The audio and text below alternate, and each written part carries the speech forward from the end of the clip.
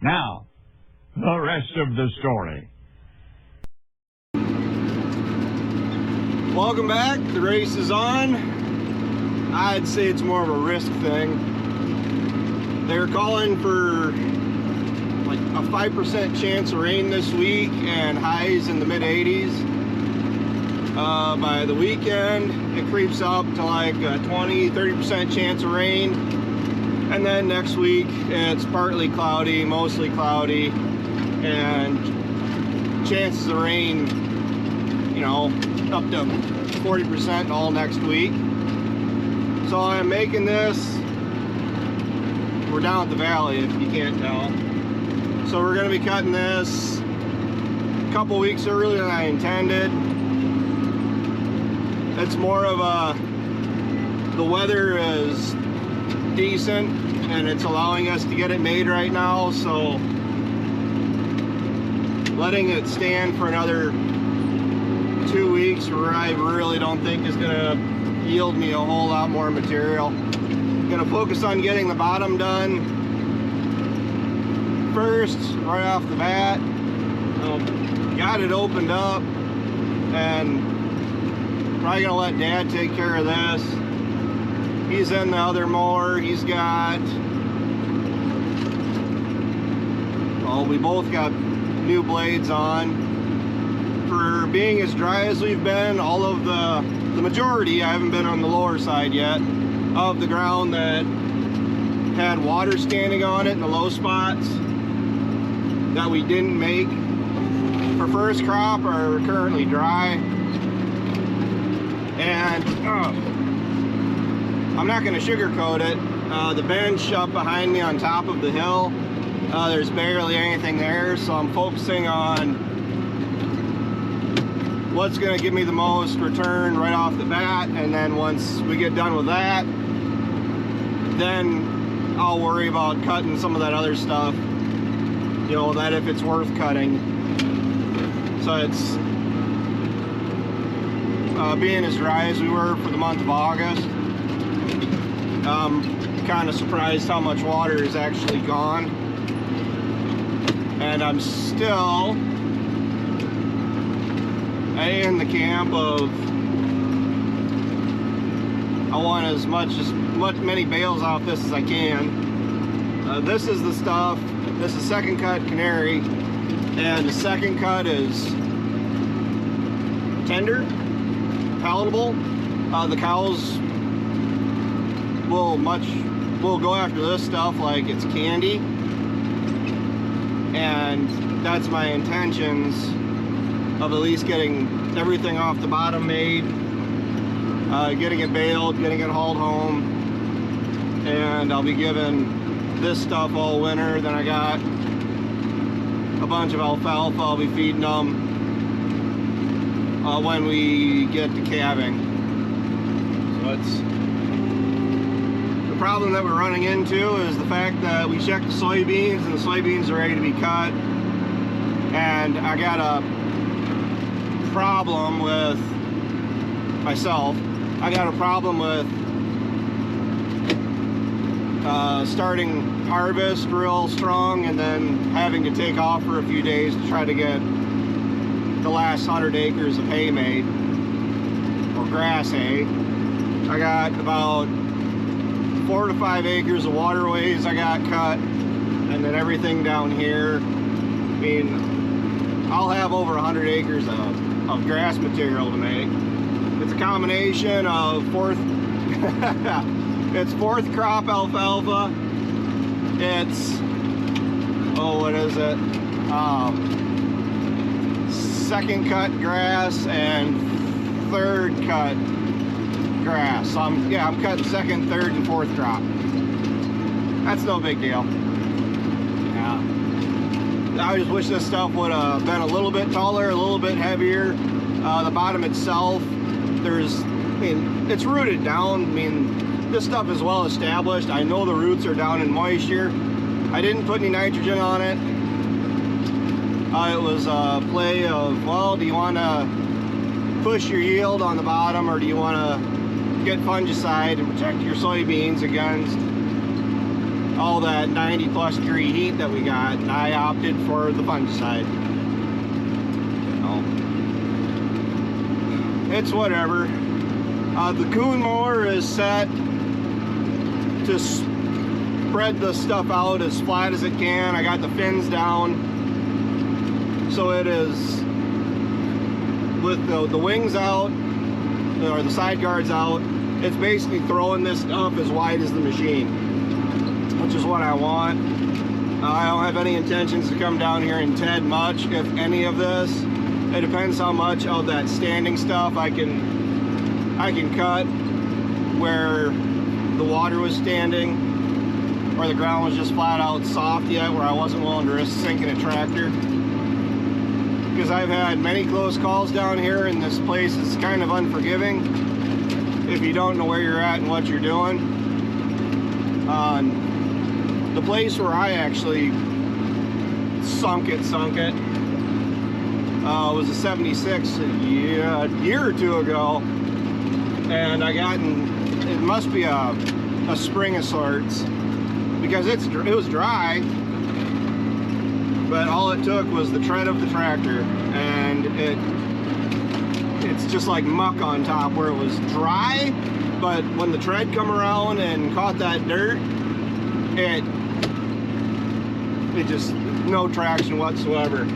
The only traction it did have was going down, and the tread came back and it was just like Play-Doh. Like between the treads it was just completely smooth, and that was one revolution. So that wasn't from the tire like just sitting there, and no, that was the second I realized I quit moving, I stopped. I had all 4 tires engaged, and literally they didn't make a full rotation when the tractor quit moving, and exactly like that, I was just done. And that took the 82 and a couple chains to get out. So I was grateful that we did the 82 and not the 46, because I almost brought the 46 down when that happened. Oh. And that wouldn't have gone well, because the 82 was definitely struggling to get it pulled out. Good point in case right here though. That right there was a low spot I didn't get made.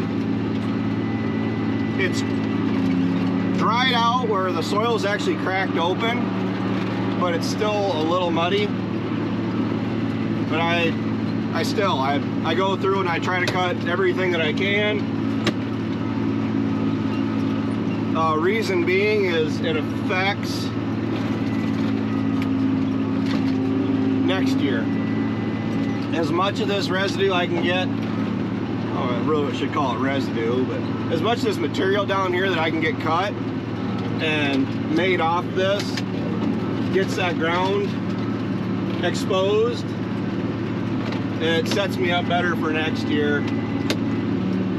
And that's a yearly deal. It's not just I make it now and then I'll be good for the next couple of years. No, that stuff's so heavy because that hasn't been made yet. This piece up here I'm going to cut hasn't been made yet, and the stuff is about eye level with me, and I'm 6 foot tall, and it just stands there, and the ground doesn't get exposed. It doesn't get any sunlight, no wind, no real heat. It's an insulator. And the aggravating part about that is then next year all of that material is still standing resiliently, and then I'm down here trying to cut next year and I can't, because by the time you go through the winter snow melt and any kind of spring moisture, it's not very common that you can make this in June. I mean, I got lucky the last couple of years. I say lucky because we had drought conditions, but I don't know.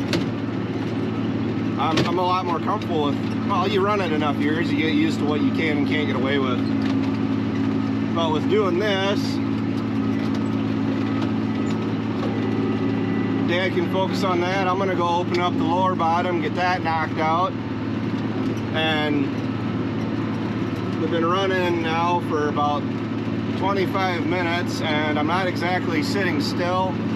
We were cutting the bottom back in August, so it's been a month and a week. So what, 5 days or 5 weeks since we cut first crop off the valley, and it's really not too much of a surprise. It's as far along as it is, where it's not super tall, but it is thick. And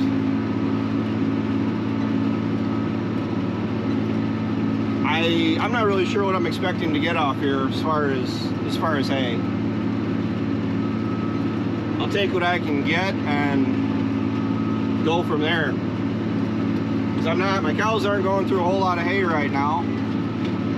They haven't been, because a good majority of them are out on pasture. And the few that are at the home farm, they're going through about 2 bales a week, if that. And then my calves, since I weaned them off, I put an alfalfa and a grass bale in for them, and they haven't gone through either of them yet. But they're going through the grain like mad. So that's the last of the steer, stuffer, creep feedings they'll be getting, and then they'll be dropped back to buckets. Then I gotta run the calves through the chute, get them vaccinated. I gotta get the cows run through the chute and get them preg checked, because my goodwill is starting to go away. My temperament is starting to sour. Any of these cows, which I got a little over 20 of them, that they had last summer, last fall, and this summer to get bred back. And if they opt to still be open after this last time, they're going to be going and working at McDonald's. I'll probably put them on grain for 30 to 60 days. Put a little bit more weight on them. And I know I'm going to have some that are calves. I'm just hoping it's not 20 of them. Worst case scenario, maybe like 10 or 12. Best case scenario, like 5. We'll have to see. I'm wanting to see a lot more calves next spring than what I got this year. I actually just watched one of my own videos, and I actually was saying that this spring I was hoping for 40. I ended up with 30. Granted, I lost 2. One from being born in the cold. I got another one that was just born gone. But that can't be helped. You're not gonna save them all. I wish I had a picture of the 79 going across there. Actually looks really pretty. I say there's plenty to do out here right now, but laying everything out flat like we are with the weather that they were calling for, I'll probably end up getting this made Thursday, Friday. Should be able to get through it a lot quicker. Baling it, because we'll be able to rake it, the rake wide open, and just chew through the stuff. Make as few passes as possible, the biggest windrows we can get, and probably run both balers down here and try to get it out. Both balers are ready to run. I'd rather run the 569, and that's lower on my list, but I would actually like to go buy another 569 or like a 560R and get rid of that 566, because the 569 is the heavy duty commercial baler, and I would like to get either another 569 or another, the 560R is the heavier duty machine of the newer styles. Largely just, I'd rather stay heavier. Yeah, you get the lighter built just for your stereotypical like farm operation, but we are running these balers over enough ground and through enough varying material that heavier is better. The 569 is giving me some troubles here and there, but other than just some regular maintenance and some TLC, that 569 has been a champ, and it does have over 10,000, 12,000 bales through it. I couldn't tell you how many the 566 has through it, but that one, it eats chains.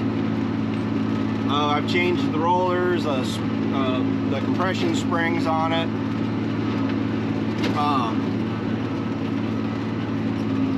A little bit of everything. And that baler, that 566 really doesn't owe us much. I think we've gotten our money back out of that. I gotta focus on what I'm doing. I'm on the accelerated program today, and I gotta charge my camera again, so I'll plug that back in and I'll talk to you guys here again in a little bit. Well, somebody needed a pee break, and the dog too. We're kind of winding down on what we're cutting today. It's not as heavy as I would like. This is what we cut first this morning, and now I'm back down here. Hannah's finishing up on the bench, and this is what we're dealing with. Wait, if I'm not standing in the sun. Essentially yard grass, you know.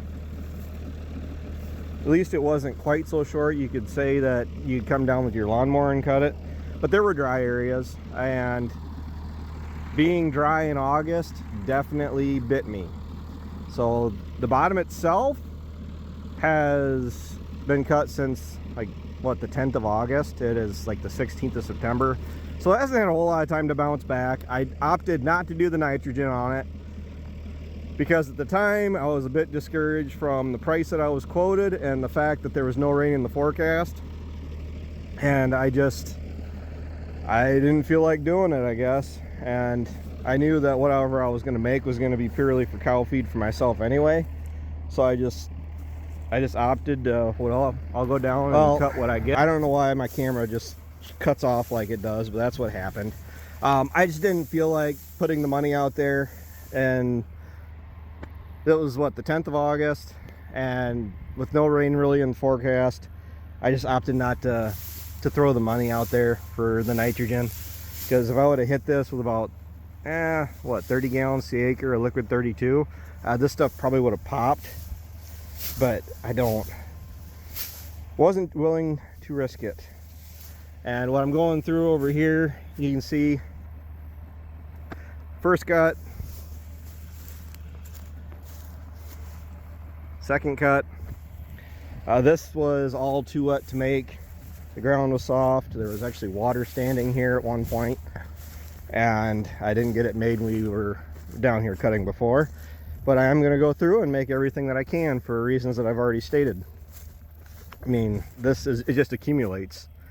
So the longer you go, months and years without making it, then this just becomes a rat's nest, and that's not what I want. Because when you get years where the weather works in your favor, it's that more ground that is accessible. I mean, that's what the problem is down here.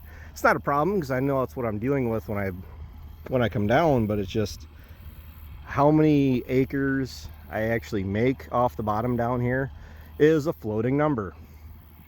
So the bottom actually has access to water because, I mean, the water table is not very low. This is established grass.